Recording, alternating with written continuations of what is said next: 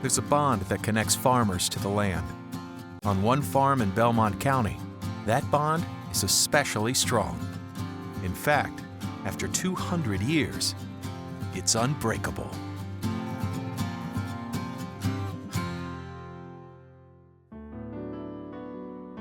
The first settlers to call Ohio home earned their living through farming the state's rich soil. But as the business of manufacturing entered Ohio, urban sprawl threatened the once vast farmlands. As Ohio family farms are becoming more and more rare, one organization aims to honor those that have kept Ohio's agricultural heritage alive. The Century Farms program began in 1993 as a way to pay respect or honor to the families that have maintained the same farm within their family for at least 100 years. It's important for us to recognize these farms because of the major contributions they have made to Ohio. Economically, socially, historically, these farms are the foundation of Ohio agriculture, and they deserve recognition. One thing I've noticed between every single farm is the pride of ownership. These farms are just fantastic, and the families are so proud to have this type of history in their family. One such farm belongs to Bob and Marietta Martin of Belmont County, who decided to return to Bob's 205-year-old family farm after years of living in large cities. Marietta had some different opinions along the way, but we always really planned on coming back here. I couldn't retire in all the concrete and asphalt. He always wanted to live here. He grew up here, and his idea was that he should go back and live where his parents lived and his grandparents lived. His great-grandparents did, so that's why we live here. But the history of Martin Farm began well before Bob's lifetime, and Marietta, a former teacher, was happy to spend her summers researching the farm's history. Bob wanted to be in the Century Farm program. And so if it involves writing or researching, he always put me to work doing that. And since he wanted to be, well, I don't know, after 49 years, what your husband wants, you want. She's done a great job. Our family wasn't too much on doing that as the members, but they had all the stuff here. We got suitcases full of stuff. Somebody had to sit down and kind of put it together and piece it together and get the hang of the whole thing. We were given many letters and documents when his parents died. They hadn't done much research, but they happily kept everything. And when relatives and friends and neighbors found out that I was interested in doing the research, they helped. I just like history.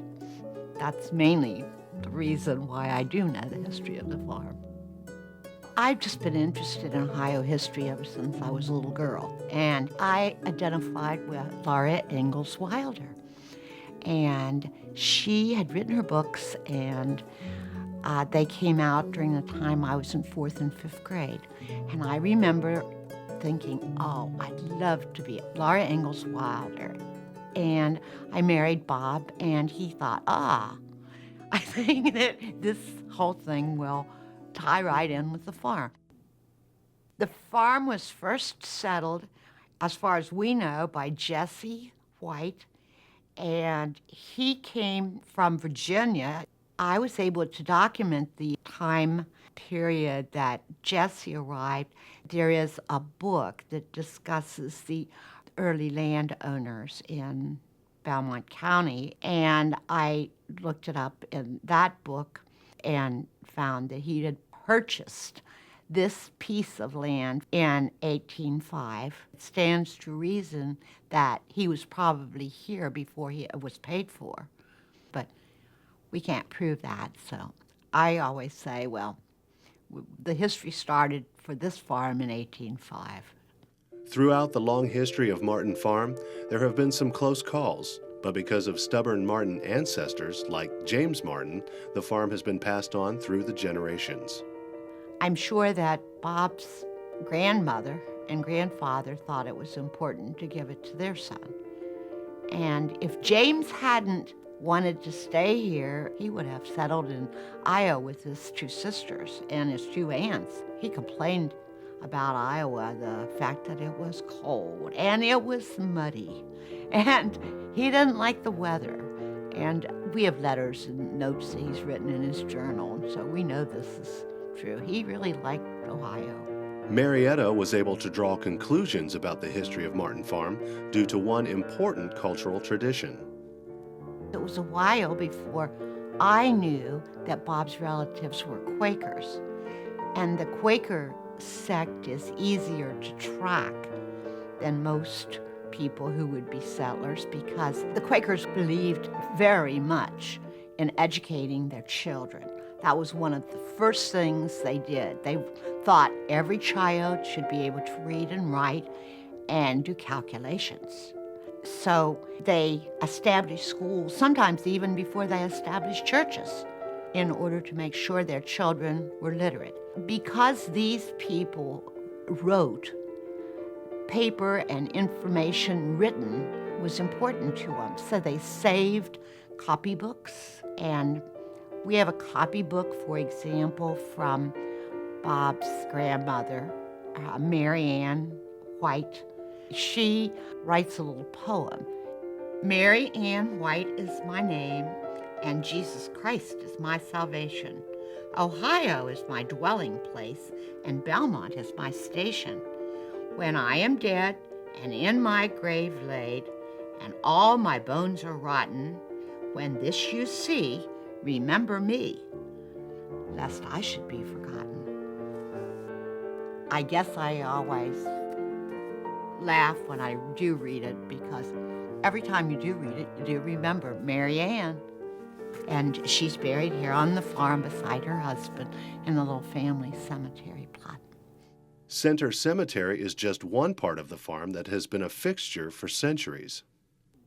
The barn is 108 years old, and it was a beautiful barn 108 years ago. In my opinion, it's still a beautiful barn. And my granddad built the barn in 1898 and 9, and about 5 years later, they put on the silo. And inside was hand-split oak lath, just like in this house, and then plastered, just like the walls are plastered. And clear up and down that silo is almost 6 stories high. I've been to a lot of barns and read a lot of things on barns, and I've never seen another one like it. And the same can be said for the Martins' entire farm, which they're proud to call home. Of course, it's part of the family, so you kind of say you're living back home. But hopefully that'll be a few more years, and if we can keep it for 225 years, that's not bad. It's really been fun to do the research. I've enjoyed it. And I've enjoyed all the stories and learning more about it. And it's made me research a lot of things that I would never have been interested in before. You know what they say about a teacher, you never quit learning. And I guess I'm a lifelong learner. I've really enjoyed it.